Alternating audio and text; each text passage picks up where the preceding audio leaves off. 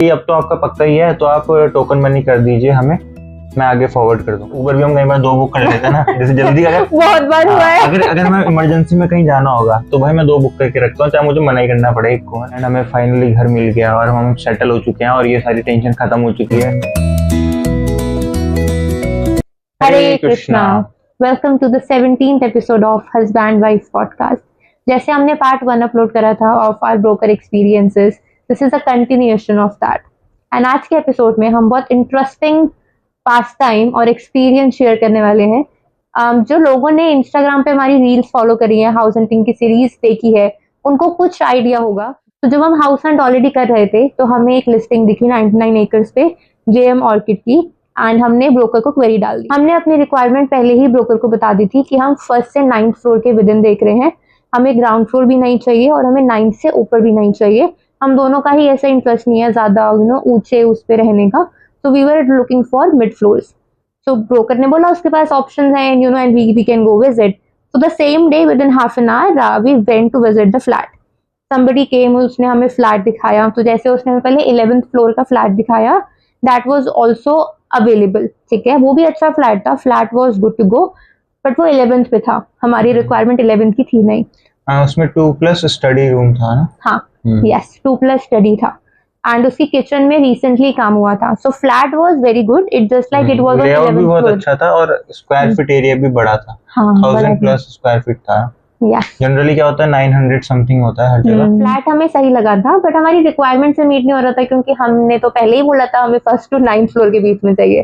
फिर उसने हमें सेकंड ऑप्शन दिखाया, सेम टावर में 2nd फ्लोर था। वहाँ पे ऑलरेडी एक फैमिली रह रही थी जो कि शिफ्ट करने वाली थी और हमें भी शिफ्ट करना ही था। सो हमें फ्लैट अच्छा लगा, क्योंकि फ्लैट का लेआउट तो हमें 11th फ्लोर वाला भी अच्छा लगा था, लेकिन 2nd फ्लोर हमारी रिक्वायरमेंट पूरा फुलफिल कर रहा था। मतलब that was exactly what we were looking for. So we were happy कि हमें जो अच्छा फ्लैट हम ढूंढ रहे थे हमें मिल गया। उसके बाद हम वहां से निकले एंड देन 45 मिनट्स के अंदर हमने ब्रोकर को हाँ बोल दिया कि ऐसे ऐसे है, और हमने रेंट का नेगोशिएशन का भी बोला।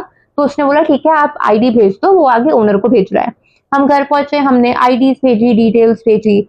उसने I think the same day with in 1 or 2 hours ना, 1-2 घंटे में उसने बोला कि ओनर को मैंने डिटेल्स भेज दी है, ओनर आपसे बात करेगा। उसने बोला अगर आप चाहो तो परसों एक दिन छोड़ के ओनर आपसे मिल लेगा, आमने सामने बैठ के दोनों बात कर लेना। हमने बोला ठीक है। अब समहाउ उसके अगले दिन भी हम एक फ्लैट देखने चले गए, क्योंकि हम हाउस हंट तो कर ही रहे थे, तब तक ओनर से बात नहीं हुई थी, कुछ टोकन मनी दिया नहीं था। तो हमें अजनारा का एक फ्लैट पसंद आया, वो भी हमारी हाउस हंटिंग में कवर्ड है इंस्टाग्राम पे। हमें वो पसंद आया।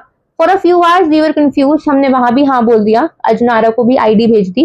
Somehow that did not work out for us, and within 3 to 4 hours हमने 3 to 4 आवर्स के लिए होल्ड किया था ना इसको। हाँ, मतलब इसे अजनारा देख रहे थे हम, तो हमने कहा था कि अब हम थोड़ा अजनारा देख रहे हैं, तो एक बार दोनों देख के हम आपको बताते हैं, मतलब कॉल बैक करते हैं। सेकेंड डे पे हमने 3 to 4 आवर्स के लिए होल्ड करवाया था, बिकॉज ब्रोकर ने हमें कॉल करा। तो हमने उसे सच बोला कि हम एक और ऑप्शन देख रहे हैं, ठीक है, उसे ये भी बता दिया कि हम अजनारा में देख रहे हैं, ठीक है। And then within 3 to 4 hours हमने उसे बोल दिया कि हम जेएम ही कर रहे हैं, so you go ahead with this one. And he kept saying कि मैं आपके ओनर से बात करवाता हूँ। काफी टाइम से वो यही बोले जा रहा था कि मैं आपकी ओनर से बात करवाता हूँ, ठीक है, बट तब भी ओनर से बात नहीं कराई। तो भाई हमें भी हम फॉलो अप ले रहे थे उससे कि कब कराएगा। तो उसने बोला कि अब तो आपका पक्का ही है, तो आप टोकन मनी कर दीजिए हमें, मैं आगे फॉरवर्ड कर दूंगा। तो मैंने उसे यही बोला, मैंने कहा यार ऐसे टोकन मनी सेफ नहीं है ना, मतलब किसी को भी मतलब 10,000 20,000 पे करना है ऐसे टोकन मनी, और वो भी हम सीधा ब्रोकर को दे रहे हैं। और अभी तो इतना ट्रस्ट भी नहीं हुआ ब्रोकर पे, एक ही फ्लैट तो देखा है ना, हमें क्या पता कौन है वो ना। उसने अभी तक ओनर से बात कराई हमारी कि ओनर ने बोला हो कि आप ऐसा कर दो, है ना ओनर का नंबर मिला हमें। तो हमें थोड़ा सा स्कैम ही लगा कि भाई ऐसे सेफ नहीं है किसी को भी टोकन मनी करना। तो हम अपनी बात पे अड़े रहे कि हमें ओनर से बात करेंगे, तभी हम उसके बाद आपको, या फिर ओनर को टोकन मनी करेंगे, फिर आपका जो शेयर बनता होगा जब शिफ्टिंग हो जाती है उसके बाद ही ब्रोकर को ब्रोकरेज पे होती है। तो वो मेरे को सिंपल लगा कि एक प्रोसेस है, उसको फॉलो करना चाहिए। तो मैंने उसी पे अपना ध्यान रखा और नहीं पे किया। मतलब डे 1 में हमने फ्लैट देखा, दिन में हमने 3-4 बजे के आसपास हाँ बोल दिया, उसने बोला ओनर से बात करवाएगा। डे 2 पे भी दिन तक बात नहीं हुई थी ओनर से, 3 to 4 आवर्स का होल्ड गया फॉर अजनारा। सेम डे शाम को हमने बोल दिया around 7 PM that we are going ahead with JM. Third day को सुबह से लेकर शाम तक वो हमें टालता रहा कि करवा रहा हूँ, ओनर बाहर है, मैं ओनर बाहर है, ओनर बिजी है, ओनर इंडिया से बाहर रहता है, अभी इंडिया आया हुआ है, अब वो मिल नहीं पाएगा। जो पहले उसने बोला था कि मिल लेते हैं, कहता है वो मिल नहीं पाएगा, फोन पे ही हम कॉन्फ्रेंस कॉल कर लेंगे, बात करवा देंगे, चलता है। थर्ड डे उसने टोकन मनी मांगी, जो कि हमने मना कर दिया। फिर उसने बोला कि ओनर बाहर है, घर पहुंचेगा 9 साढ़े 9 बजे, फिर मैं आपकी बात कराता हूँ।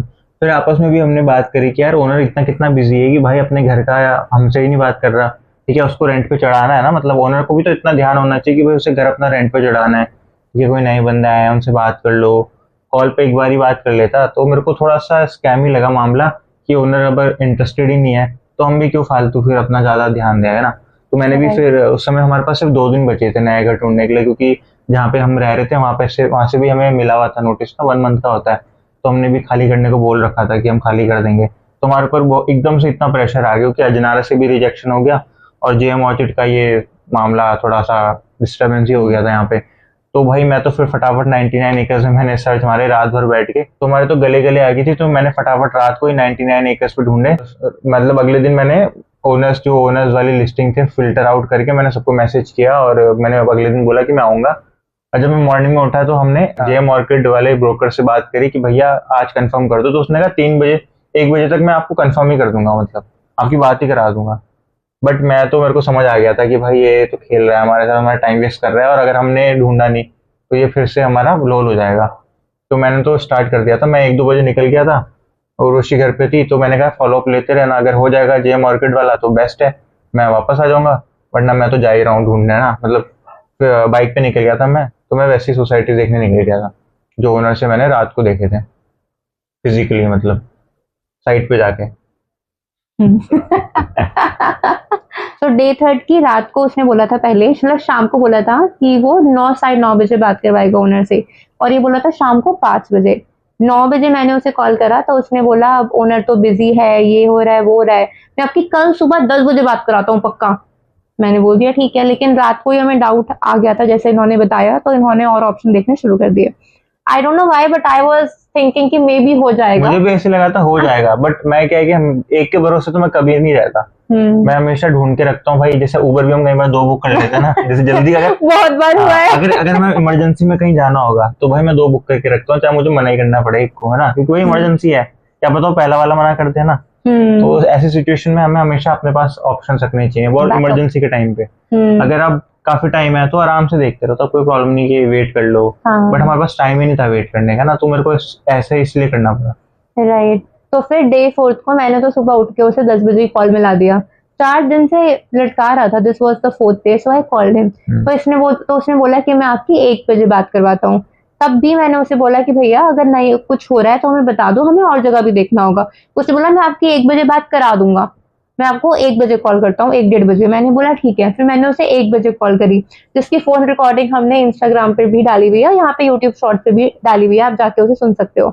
1 बजे उसे कॉल करा एंड ही स्टार्टेड सेइंग कि मुझे 3 बजे तक का टाइम दो, मैं आपकी 3 बजे बात कराता हूँ। मतलब वो लटकाए जा रहा था। And then he came up with a story जो कि we don't know how truth it is, सच भी हो सकता है झूठ भी हो सकता है।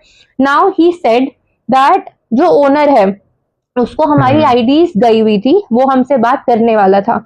एट द सेम टाइम जैसे ये एक ब्रोकर है तो एक और कोई ब्रोकर है जो कि एज में बड़ा है और काफी पुराना ब्रोकर है।